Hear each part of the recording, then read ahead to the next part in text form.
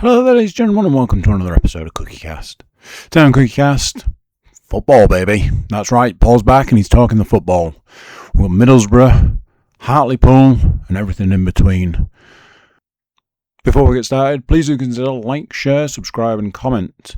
Leave a review where you can leave a review. Share that podcast around, people.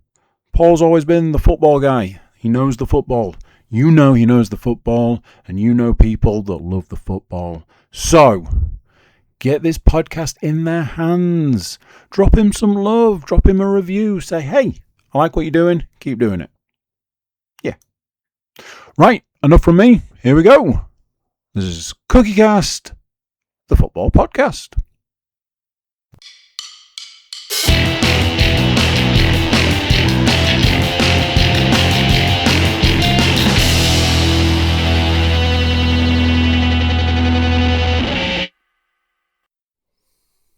Good evening, ladies and gentlemen, and we're back for week 2 of the as yet untitled CookieCast football podcast. I do need to think of a subtle name that I can weave Borough and Hartlepool together so that it makes perfect sense for those of you who are new to the podcast. And a little bit of housekeeping from last week. I believe that in my season-long predictions I did not give a Middlesbrough top goal scorer. I feel obliged to correct that mistake right now. Obviously I will be going for Will Lancashire as my top goal scorer, and hopefully he can get in and around the 20 goal mark to fire the Borough to promotion from the Championship. But let's dilly-dally no longer. There were 2 games played last week.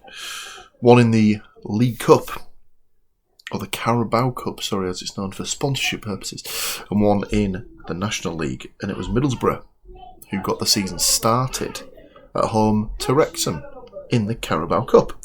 And it was Borough that should have taken the lead as early as the 7th minute. Adelson Malander, up for a set piece, found himself unmarked, wandering into the box, and his effort from point blank range was smartly saved by Danny Ward. Was one of those ones where he's pretty much hit it straight at him. Keeper doesn't know an awful lot about it. It's hit him and it's kept out. I think it was Malander. Can't really work it out from the clips, but it's either him or it's Lancashire on the end of it.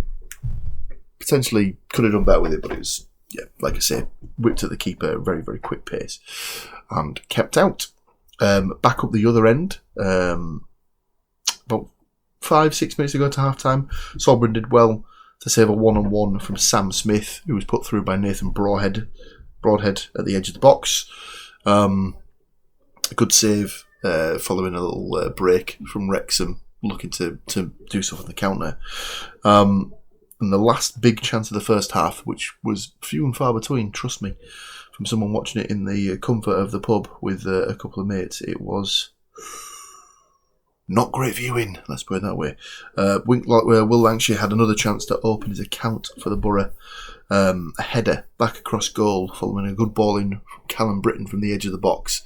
Sadly, he was unable to get the whip that he required on it to get it in the back of the net. So 0-0, half time. Like I said, not really a first half that'll live long in the memory, but into the second half, it was Lancashire, who within a couple of minutes had a good chance to start the scoring. He was clean on the edge of the box, went for the far corner, but just got a little bit too much on it, whipped it straight over the bar. I think Wrexham had another chance there, but nothing major came of it. And on the hour mark, 60 minutes and about 4 seconds to be exact, Lancashire would not be denied his debut goal. It was a long busting run from what I can remember from Jeremy Sarmiento, who was covering a Wrexham attack. He won the ball back and then drove deep from Borough's half through into Wrexham's half, about 20-25 yards out. A little bit of a 1-2 with Max Arfston on the left-hand side. The ball was played back to Sarmiento. Strange enough, following a 1-2. That's what that term means, Paul. And it was then Sarmiento's ball swung to the back stick. That found Seb Berhalter with the cushioned header back into the path of Lancashire, who swivelled almost bicycle kick-esque on the side and managed to swoop the ball into the far left corner of the net, giving Danny Ward very little chance. 1-0 to the Borough. Game again petered out a little bit, a couple of chances here and there for either side, nothing concrete. Kyle Joseph came on to make his debut, and with almost his first touch, he laid Will Lancashire in again. And again, just a little bit too much on the effort. He managed to send the ball over the top. There was a free header for another substitute, George Edmondson, who really should have at least got the ball on target. And the final decent chance that should really be mentioned is a little pass and move that ended with Kyle Joseph laying the ball back off to Whittaker from the edge of the box. His effort struck the foot of the post and went wide. Nothing really more to say from that perspective. So Borough got the win into the hat for the round 2. The draw was made following the final game, which was Plymouth versus Exeter on Monday. And Borough were drawn away to Doncaster, who humbled them in the first round of the Cup last year. I think it was 5-0 to Doncaster in that one. So Borough will be looking for a mark of revenge, so to speak, in that one to get themselves into round 3. And then we moved to Saturday, and that was when Hartlepool United were taking on Barrow. Sorry, before I get there, just to clear up some housekeeping predictions for week 1. I'd gone for a 2-1 Middlesbrough win with Castledine, Windass and Lancashire to get the goals. So if I'm keeping points, if I'm keeping records, I got myself a point for the Will Lancashire debut goal. Obviously, because I'm not playing against anybody else, I won't be scoring points this season, ladies and gentlemen. But I will be mentioning when I get my predictions correct. And that one was indeed correct. So we go into game 2, and this was a game I was in attendance for. Hartlepool United's opening game of the season at home to freshly relegated Barrow. And we got to the ground with an hour to go to kick off. So treat ourselves, went and had a quick look in the club shop. Absolutely nothing in a regular size was available. Obviously I say regular size, I'm still looking for the 2XL because I'm a chunky boy.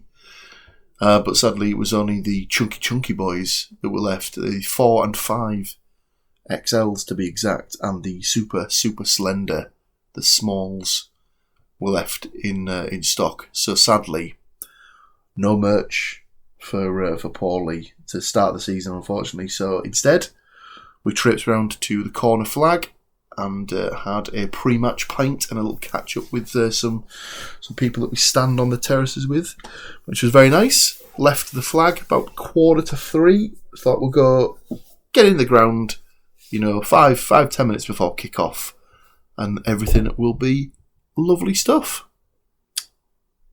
Oh, how wrong we were. We got to the Cyril Knowles, not the Cyril Knowles, the Neil Cooper stand. I don't think it's called the Neil Cooper stand anymore. We got to the entrance for the Neil Cooper stand, and the line was back to the main road almost.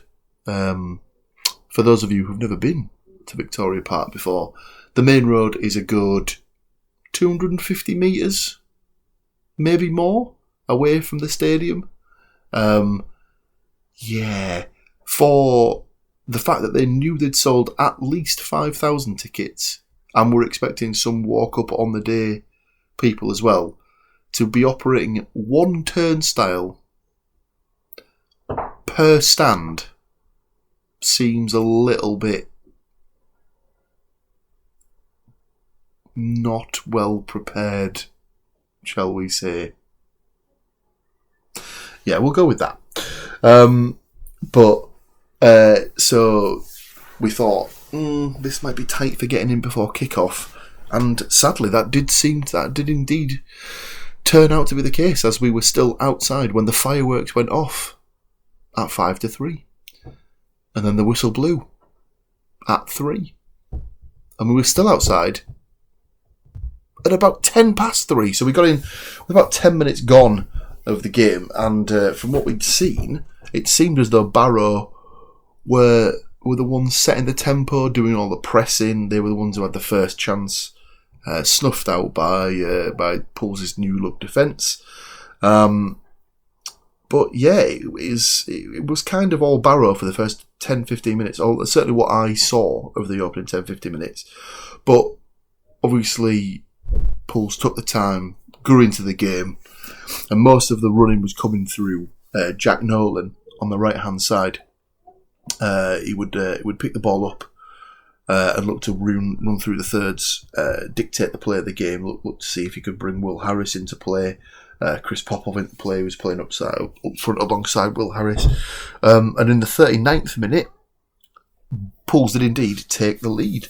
It looked like it was a quick free kick, but it wasn't. It was just the way that the free kick was taken. Brooklyn Ilunga had come short for the free kick, and then spun in behind to catch the defender off guard. His ball was then clipped into the box, where a defender from Barrow headed it up, but not really out. It dropped to the edge of the box where Will Harris was ready and waiting. He took a touch, killed the ball into his own path, and fired it with his left foot straight into the top corner of the net. The keeper did get a hand on it, but was only able to push it into the roof of the net. Lift off for the new Pools number 10, 1-0 to Pools. So, we need to talk about what happened at half-time. As is usual, the half-time, added time, injury time announcement goes up from the stadium announcer. They'll be sponsored by, insert sponsor's name here. It always used to be Timlin's Optometrists back in the day. Don't think it's them anymore. But they announced there was 2 minutes, a minimum of 2 minutes injury time. No more than 15 seconds has gone by when the ref blows the whistle. Seemed strange. People just took it as read. Everyone went off to get their half-time pie, their half-time pint. The players went off to obviously have their half-time liquid intake, shall we say. Their warm down, their cool down, etc., etc. And then about 3 minutes later, everyone re-entered the pitch. Strange. I don't think we ever actually got on a confirmation on what had happened, but we presume that potentially there was the referee's assessor in the crowd has gone to the ref at half-time and said, "Ooh, you've blown up a minute and 40 seconds too early there, Chief. You need to send the players back out to finish the last bit of the game." Okay, so the players trudge back out. I'm assuming not particularly happy about the fact that they've got to re-engage themselves and get themselves ready again to go when they were nice and cool down, not really ready to be playing. Played out the extra 100 seconds or so that was required, and then went back in for the remainder of half time. Don't know if it was a contributing factor, but one of Pools' defenders, Gibson, he had to come off early in the second half with what appeared to be cramp or a tightness in his hamstring. So, listen, it's not to say that was definitely the contributing factor, but it certainly probably didn't help. Yeah, so not ideal, but the team's come out for the second half. Just about an hour gone, and Barrow thought they'd equalised, they'd made it 1-1. However, throwing a scramble in the box, palm out by the goalkeeper, the ball was bundled into the back of the net. Referee's assistant's flag raised for offside. So the joy of the Barrow players and fans was very, very short-lived. It stayed at 1-0 to Hartlepool. Poole should have made it 2 on around the 67th minute. Sorry, the 76th minute. Can't read my own writing there. Sub Max Coogan, who'd come on for the injured Gibson, kind of fluffed his lines with a header that it was point blank, very similar to the George Edmondson one, to be honest with you, in the Middlesbrough game. Found themselves unmarked at the back stick, got all of his timings wrong. Should have planted the header firmly past the goalkeeper, but he managed to get a glance on it rather than a full blow. And the keeper was able to fall on it and smother it away. Pools did make the game safe, however, in the 85th minute, with a throw-in on the right-hand side by Neo Eccleston. His throw-in was taken in by Jordan Hugill. Some nice footwork, a little bit of interplay with him and Terry Bondo. And then Hugill spotted that Nolan was in a little bit of space on the edge of the box, played the ball back into his path, and with very little backlift, it must be said, Nolan passed the ball into the bottom right-hand side of the keeper's net. Cue wild celebrations amongst the Pools faithful. 2-0 Pools. They managed to peter out the last of the game, although 9 minutes were given as injury time in the second half. Not entirely sure where that came from, as there wasn't a lot of people going down. There was the allotted substitutions were made, but 9 minutes seemed excessive. Let's put it that way. But yeah, Pools rode the storm, managed to get the win, and they get off to a winning start in the National League. 2-0, a goal apiece from their two marquee signings of the summer. Will Harris and Jack Nolan. So, I had predicted a 1-1 draw. So I don't get any points for the Barrow goals. Of course, I don't get any points anyway, because I'm not scoring points this season, am I? Paul, you silly fool. But I do get a hypothetical or a mystical point, if you will, for the Will Harris goal that I predicted. So, big pat on the back for Paul there. If anyone was keeper to score, that would be 2 points in the prediction pile.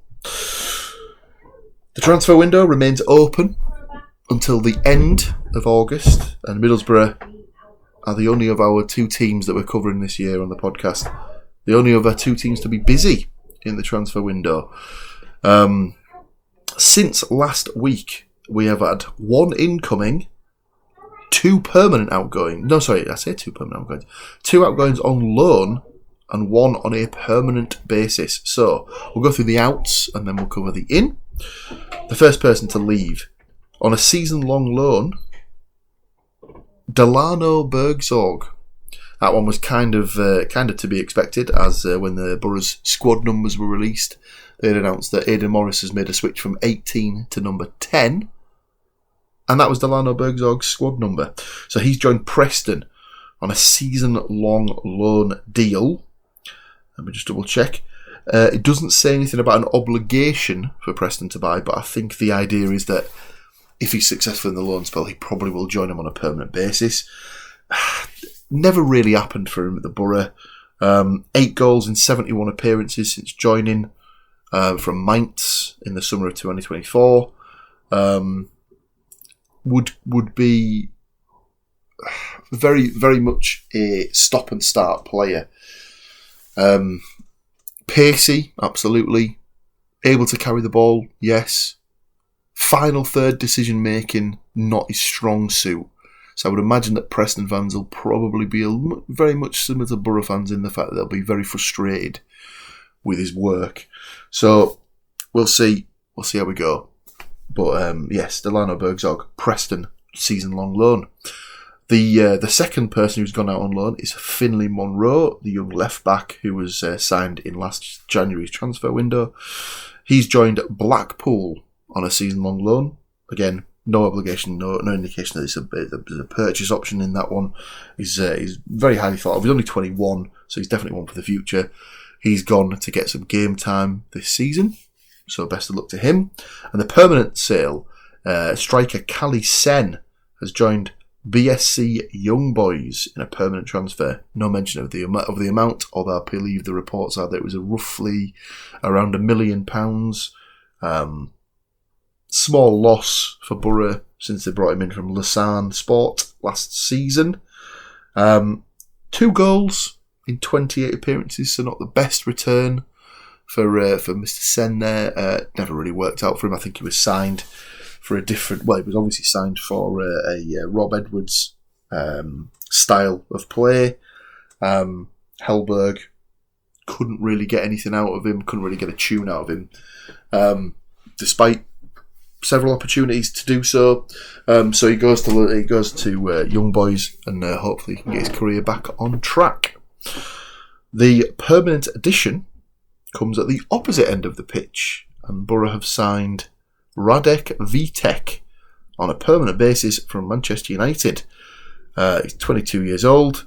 Again, an undisclosed fee, but the reports are that it's 7 million up front, with a future 7 million in additional add-ons, including, I believe, a buyback clause that Man United have put in.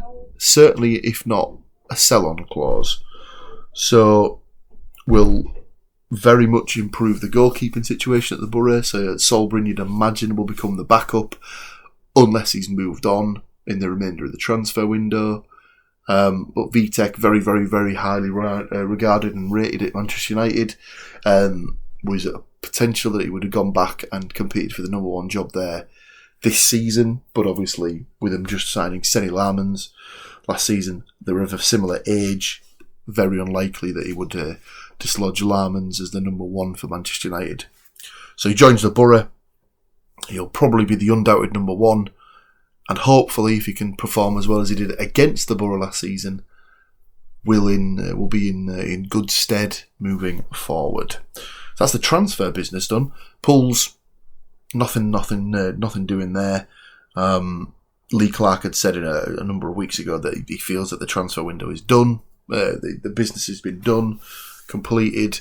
The chances are they might do something when the window closes, but we'll wait and see. I think he says he's happy with the squad, so we'll take it as read that that's where they're going to go, and that's what they're going to be with for the remainder of the season. So that just brings us to predictions for the Week 2 games, and this is where Borough will get their championship campaign underway with a home game against newly promoted Lincoln City. So they're they're the team that won League One last season. Since coming up, they've lost their manager, they've lost their talismanic player, they've made a couple of additions, but they are most of the bookies' favourites, or the favourites with most of the bookies, should I say, to return straight back to League One. And so, unfortunately, I think the Borough will probably be too strong for them here. Although you have to be wary of a newly promoted team. First game of the season, so we'll see. But I have gone for an optimistic 3-0 win for the Borough here. I've gone for Lancashire to continue his good start with 2. And then I've gone for Morgan Whittaker to bag the 3rd. And then the second game, these are both being played at 3 p.m. on Saturday, is Hartlepool's first away trip of the season. Aldershot Town versus Hartlepool United. Both had a win to open the league season. But in this one, I have gone for Pools to eke out a 2-1 win here. Aldershot do have an ex-Poolie on their books, Marcus Denanga.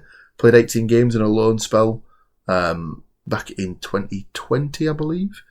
So I've gone for him to score, because obviously, why wouldn't I? It's the old boy rule. But I've gone for Harris and Popov to score for Pools. Popov started the game against Barrow, looked sharp, was willing to run, did an awful lot of running, in fact, was always running behind to try and close down the goalkeeper. So hopefully he'll get a reward this week with a goal, if he starts the game, that is, of course. So that's transfer news done. Roundup of last week's games done. Predictions for next week done. I suppose I should mention just briefly that Middlesbrough's under-21s will be playing in the National League Cup this season, alongside Hartlepool United's under-21s, although officially it's listed as Hartlepool United's blended squad, so it's a mix of the under-21s. They have to play 4 of the first team players that started the previous game. So the first game was played on Tuesday of this week, and the first fixture was Hartlepool United versus Middlesbrough. So Hartlepool named their team. They named their 4 starters that were playing in the game against Barrow at the weekend. The game started, and then a minute into the game, Hartlepool made 4 changes and took off. Let's see if can I get the stats.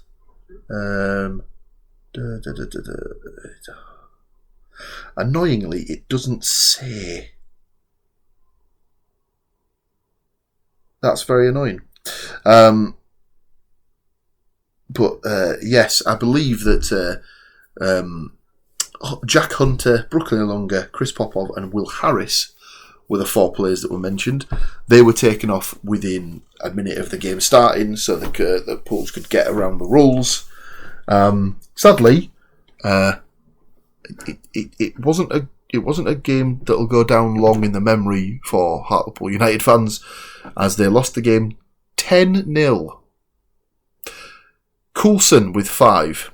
Campbell, Tiki Lemba, James, Kai and Harrison with 1 apiece for the rest of the goals. Yeah. Not a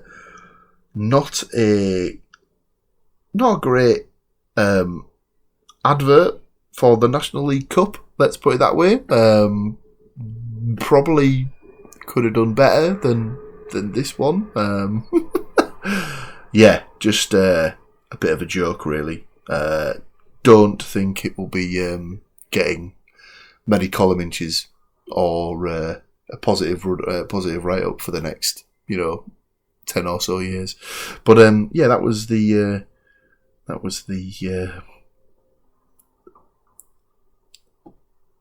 National League Cup, I suppose. Whether it gets treated a bit more seriously by Pools later in the season, I don't know. We'll have to wait and see. But yes, just a little side note that the 2 teams played each other, and yeah, it was a bit one-sided. So that's us done for week 2 on the podcast. Join me next week where we'll go through the predictions we just did for Borough versus Lincoln and Aldershot versus Pools. We'll look ahead to some more games in week 3. And there'll probably be some transfer news that we need to go through, more than likely from a Borough perspective. As always, thank you very much for listening. Thank you very much for watching if you're watching on YouTube. There's plenty more on the podcast channel that'll be coming your way in the next couple of weeks. The Formula 1 will be in full swing. Mr. Cook's Darkest Timeline podcast is always running as per usual, and I'm sure there'll be a wrestling podcast winging its way to you very soon in line with the next premium live event. So until then, I'll say thank you very much for listening and watching again, and I'll see you in about a week's time. Tatty bye from me. So there we go. What do you think's that? Another one done, another one gone. 2 episodes in the bag already. What are we thinking? Are we liking it? Do we like the format?